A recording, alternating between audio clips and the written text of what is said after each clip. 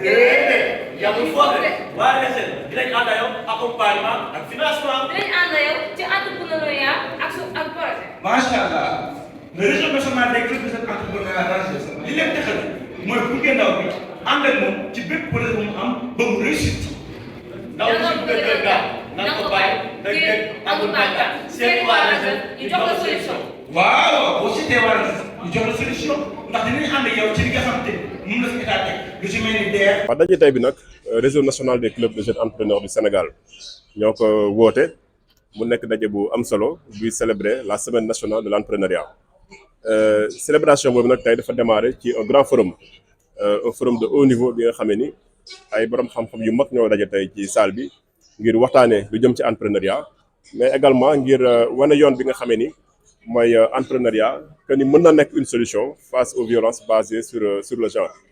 dëgg la naam état du Sénégal am na effort yu am solo yu mu def jëmale ko ci entrepreneuriat dëgg la naam état am na ay bànqaas yu am solo yi nga xam ne ni ñooy accompagner jeunes yi waaye gëm nañu également état mënul def lépp état du Sénégal mënul def lépp donc loolu moo tax tey jii réseau bu mel ni RNGES am importance am ci li nga xam ne moom la ñuy liggéey ngir fexe ba gën a sensibiliser jeunes yi ngir fexe ba dajale jeunes yi ngir gën a fexe ba former jeunes yi mais également ngir fexe ba teg yoon ci teg jeunes yi plutôt ci yoon bi nga xamee ni moo leen di yóbbu ci li nga xam ni mooy financement projet jeunes yi ngir di mën a réaliser seen rêve donc tey thème boobu nekk na thème bu am solo parce que tey ci biir jeunes yooyu dafa am ay jigéen yi nga xam ne ñoo ci nekk mu nekk couche bu vulnérable te ku ne xam na taxawaayu jigéen ci biir famille ku ne xam na taxawaayu jigéen ci biir société bi te tey benn jigéen boo jàppale benn jigéen boo dooleel benn jigéen boo formé benn jigéen boo financé jàppal ni financé nga toute une famille jàppal ni financé nga société bi yëpp donc loolu moo tax tey ñu indi thème boobu ngir ñu waxtaanee ko échanger ngir fexe ba xam fan la ñuy jaar ngir fexe jigéen ñi ak jeunes yi moom seen bopp ci wàllu autonomie te loolu gëm nañ ni bu xasee ba antu rek problème yu bari dina réglé wu. maa ngi tudd Adja Wuri Diaw je suis la présidente du réseau national des jeunes entrepreneurs du Sénégal RNGES bala maa wax tey ci journée bi nga xam ne que moo ñu daje dama bëgg a ñëw rek tuuti ci historique bu RNGES parce que bu ñu waxee le réseau club des jeunes entrepreneurs du Sénégal créé en 94 jusqu'à nos jours tey li tax boobu ba léegi muy dox dafa am lu ko waral mu am un logo boo xam ne que boo ko gisee muy dàll am na lu bëri lu muy signifier mais aussi le nom de RNGES dafa am fu mu jóge ndax tey gis nañ suñu armée bi ñuy ay jàmbaar dàll yooyu ñuy sol ci foofu la idée réseau des entrepreneurs jóge loolu moo tax ñi nga xam ni que biñ koy créer dañoo xam ni que en tant que entrepreneur dafa war a nekk nit koo xam ni que nit ku patient la entrepreneur dafa war a nekk nit koo xam ni que du yàkkamti dara ndax dafa metti di nga yéeg di daanu mais lenn rek moo la ci yóbbu fi nga jël bëgg a egg mooy gëm-gëm gi engagement bi nga xam ne nga ciy def donc loolu moo tax gën a yokk réseau club des jeunes entrepreneurs du Sénégal gannaaw bi mu defee renouvellement récemment depuis 94 ba léegi mën nañ ne ay góor ñoo fa nekkoon c'est la première fois une femme ñëw nekk la présidente tey ñuy ñaan yàlla aussi défi yu bëri ñu relever ko mais aussi apporter beaucoup de changements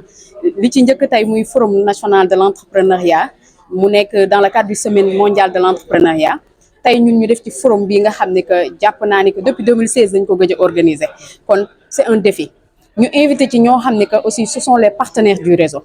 pour xamal jeunes yi que ni que le réseau nekku fi lu dul pour former et accompagner les femmes et les jeunes nekkuñu fi lu dul xale yi nga xam ne que jàpp nañ ni que bu ñu jëlul gaal gi duñu dem ñu ne leen solution bi mi ngi fi yemuñu seulement ci di leen former accompagner leen mais li ci ëpp solo dañ koy def muy suivi bi bànqaas yi nga xam ne que ñoo fi nekk war leen a gunge ñun ñoo fay nekk seeni avocat ñun ñoo fay nekk seeni juge ñun ñooy dem taxaw laaj ñëw jël pour jox leen parce que loolu mooy suñu rôle ndax un peu situation bi nga xam ne que la xale yi di dund xam nañ ko jigéen ñi li ñuy dund aussi xam nañ ko mais li tax tamit ñu jël thème bi dugal ci violence basée sur le genre foofu li gën a yokk loolu mooy ni que li góor di dékku jigéen du ko dékku en général bu dee ñaax lañ ci ay entrepreneur muy góor di jigéen ku góor ki li ci ëpp bu dee si côté famille tey bu tàggoo pour dem fenn la nuit nekk décorateur moom du am problème mais bu dee jigéen décoratrice la nuit fu mu jaar famille bi posé ko ay question wala ñu ne ko guddi bi da ngay def nangam ak nangam inconvénients yu bari wala mu bëgg a créer entreprise am faa mu waxtaan ak jëkkëram faa mu def yenn yi lu ci bëri daf koy bloqué donc ci loolu yëpp tey ñu nekk situation boobu moo waral ñu dugal ni que c'est une solution pour les femmes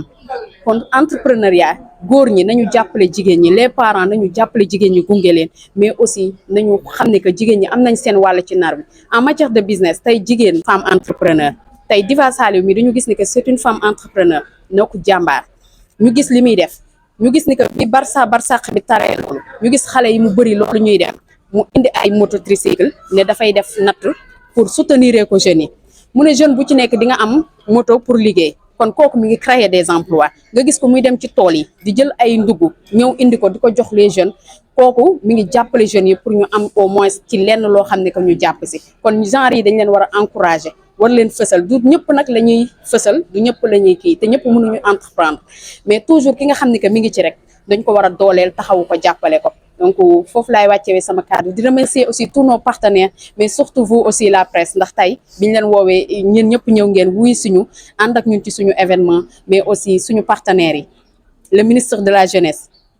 l'ANPEJ l'ADER le conseil national de la jeunesse et le conseil national du département de Pikine mention spéciale à ñoom vraiment ñoom ñëpp ñëw nañ jàpp si nos partenaires école Serigne Saliou ñoom ñëpp ñëw nañ et aussi la maison de la culture Fouta Seck. il faut aussi tamit état bi di anticiper parce que yaa ngi nouveau métier. est-ce que dinañu xaar ci yéen ngeen organiser benn foire pour dooleel leen ñoom ngir seen liggéey nit ñi mën a ñëw approché wu pour mën cee gagner. D'accord merci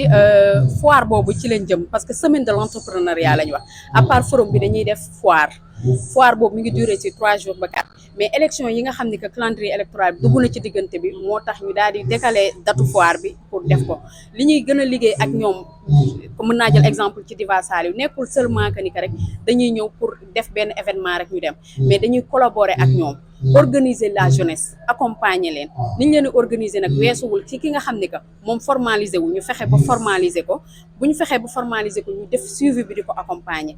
ndax entrepreneur dafa war a esprit de créativité xam nga moom tey yemul ci tool ba xalaat na ni que barsaq am na mu ne nañu indi ay moto proposer ko la jeunesse bu subaa ñu am beneen esprit de créativité bañ a yem ci moto bi kese mais ñu xool beneen méthode bu ñu war a accompagner ñu mën a ànd donc collaboration bi ñuy xaar ci suñu diggante Diva Saliou ak ñun nekkul seulement organiser événement rek ñu ànd si mais dañuy ànd pour suñu durant 3 ans mandat yi ñu collaborer ànd ensemble relever ensemble les défis mais lépp loo xam ne que ñu ngi koy def sur le plan national et international ñu ànd ci ak moom parce que gis nañu que yemul seulement si national bi. taxawaayu état bi ci les jeunes entrepreneurs. waa taxawaayu état bi tamit gis nañ ko ñoom ñi ngi taxaw ñi ngi def ndax récemment rek le réseau envoyé na benn groupe de jeunes ci projet bi ñuy tuddee Agri Jeunes projet boobu pour jeunes yi ñu dem bay la ñu accompagner leen gunge leen tey réseau bi tamit foofu mi ngi fay taxaw pour gunge ci jeunes yi envoyé nañ benn groupe de 10 bu ñu dem ñooñu dañuy bay li leen di accompagner produit bi matériel ak un technicien lépp état moo koy mettre à leur disposition sauf que nag yenn information yi pour nga am ko faaw nga déplacé wu pour dem jëli ko mais boo toogee rek du la fa fekk foofu nag réseau bi am na fa rôle boo xam ne que mi ngi fay jouer li nga xam ne que ndaw ñu jotuñu ko ñun dinañ fexe ba ñu jot ci comme information ba mën ko jël jariñoo ko